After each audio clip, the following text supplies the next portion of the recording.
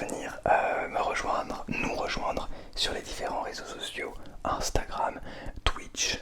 Je vais bientôt reprendre les lives Twitch, Discord également. On est à peu près à 1000 membres. Donc voilà, et puis la communauté est très gentille, prête à vous accueillir. Donc n'hésitez pas à nous rejoindre là-bas bien sûr. Et puis également, n'hésitez pas à vous abonner à cette chaîne YouTube, mettre un petit pouce bleu à cette vidéo.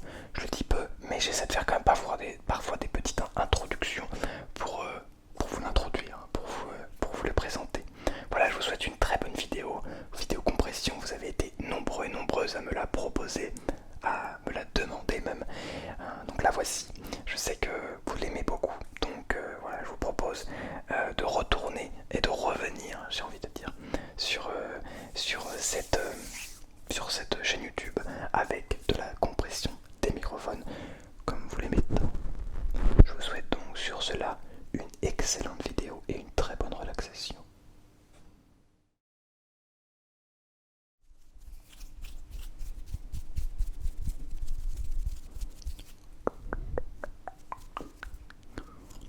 Bonsoir à toutes et bonsoir à tous. J'espère que vous allez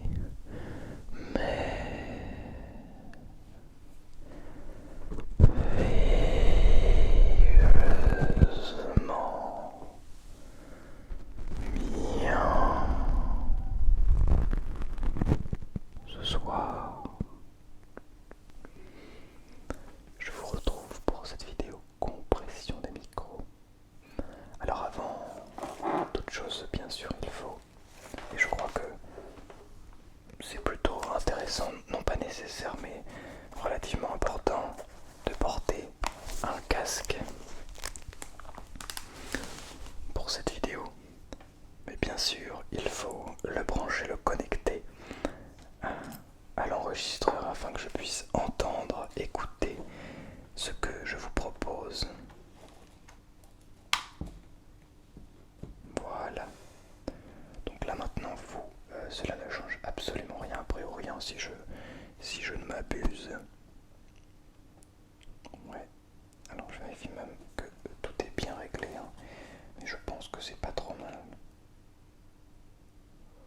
Ouais, ça me semble pas mal du tout. Bon, en tout cas, ça y est, je m'entends. C'est un petit peu plus pratique et plus utile pour proposer une compression des micros digne de ce nom, qui se trouvera être une très bonne compression des micros. Cela fait, comme vous vous en doutez, plus de 3 mois que je n'ai pas tourné de vidéo de type compression. Et cela m'avait, je dois l'avouer, manqué. En tout cas, me voilà, prêt à vous relaxer. Si vous n'avez pas vu ma vidéo de retour, je vous invite à aller la voir. Elle a été postée lundi. J'explique aussi notamment pourquoi je n'ai plus de lunettes actuellement. Bien, je vous invite, nous ne sommes pas lundi, alors nous n'allons pas ouvrir un nouveau mot de bonheur et d'optimisme, mais malgré tout, je vous invite à boire un coup d'eau. C'est très important, cela permet de s'hydrater, de se rafraîchir, malgré un temps qui se trouve être plutôt froid.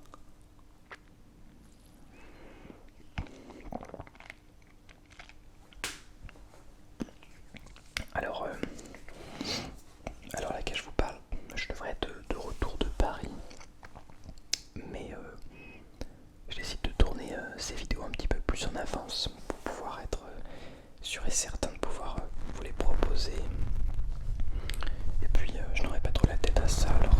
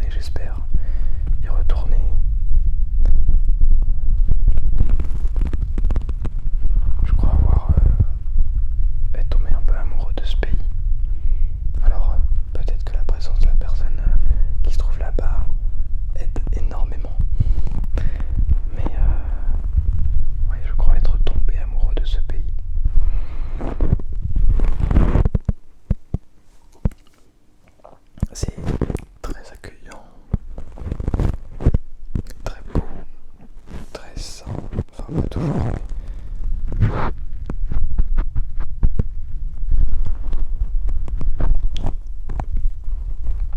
Ici en France, on est très... on râle beaucoup, on se plaint beaucoup. Alors vous allez dire, c'est ça qui fait notre charme. Oui, pourquoi pas. Pourquoi pas, oui, je suis d'accord. À la fois, parfois c'est un petit peu... c'est un petit peu triste, je trouve. Parce que... on a beaucoup de chance de vivre dans des conditions comme celle-ci et se plaindre parfois est un petit peu inapproprié. Alors c'est facile à dire. Je me plains aussi, vous inquiétez pas. Beaucoup trop d'ailleurs. Parce que je suis français aussi. Mais être vraiment conscient de ce que l'on a, accepter, être content du simple fait de tout ce que l'on a, et ben mine de rien c'est très compliqué. Pour en avoir fait l'expérience, ça paraît simple en fait de se dire bah oui mais je suis très content d'avoir tout ce que j'ai. Au final ben, on arrive quand même à trouver des problèmes. Il y a d'autres problèmes beaucoup plus complexes, mais il y a d'autres problèmes. Notre problème c'était plus un manque d'eau, un manque je sais pas, d'hygiène, de santé, un manque de sommeil, un manque de nourriture. Non, parce qu'on a tout ça en fait. Il n'y a plus de problème à ce niveau-là. On arrive tous à combler nos besoins primaires, on va dire. Quand les problèmes vont se chercher beaucoup plus loin, beaucoup plus haut. Je crois que c'est une pyramide, je ne sais plus quelle pyramide. En tout cas, une pyramide des besoins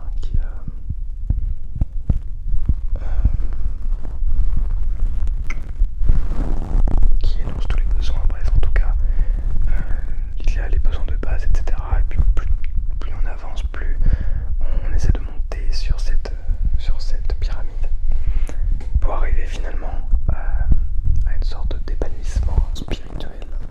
Alors même si c'est beaucoup plus complexe que ça évidemment, mais en tout cas c'est extrêmement intéressant. Et ben figurez-vous que j'ai remarqué quelque chose en rentrant.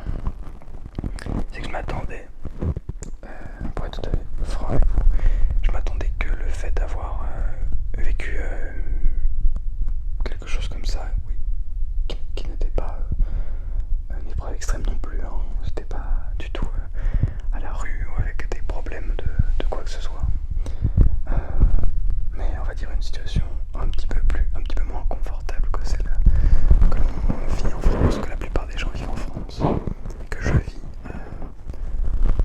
Pour mon plus grand bonheur d'ailleurs, j'en ai vraiment la chance et j'en suis vraiment très conscient.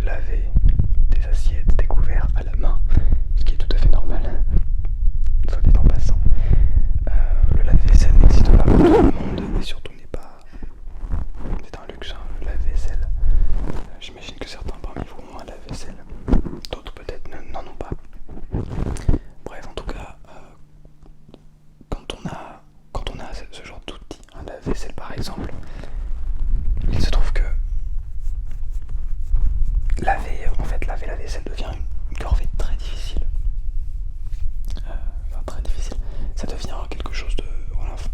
Ah, il faut faire la vaisselle, il faut laver à la main. Déjà pour le lave-vaisselle il faut juste mettre à l'intérieur. Et ça se fait tout seul, ça se lave tout seul. Bah, la réalité c'est que lorsqu'on a ce genre d'outils, et ben on se trouve à même le fait de mettre dans la vaisselle, ça devient difficile. Ça devient pas difficile mais on le fait pas naturellement. On n'arrive pas à rester, comment dire, on n'arrive pas à se dire ouais je vais juste mettre dans la vaisselle, ça me prend 3 minutes, pas plus. Et ça va être propre et tout. Juste ça devient un effort. Alors que lorsque l'on n'a pas le choix que de faire à la main, ce qui, attention, je dis pas que c'est difficile, mais même quand on n'a pas le choix que de faire à la main, bah en fait on le fait à la main et ça prend 10 minutes et voilà, et on s'en fiche. On s'en fiche parce que c'est comme ça en fait. Si tu nettoies pas, et ben personne ne nettoiera à ta place, ça restera sale et tu pourras pas remanger après. Des trucs de base. Enfin, c'est des trucs qui paraissent évidents là quand je le dis. Voilà, je m'attendais à ce que voilà, tout ce genre de choses soit plus facile et en fait bah, reprend vite goût au confort et ça me fait un peu peur. J'ai pas envie de reprendre vite goût au confort.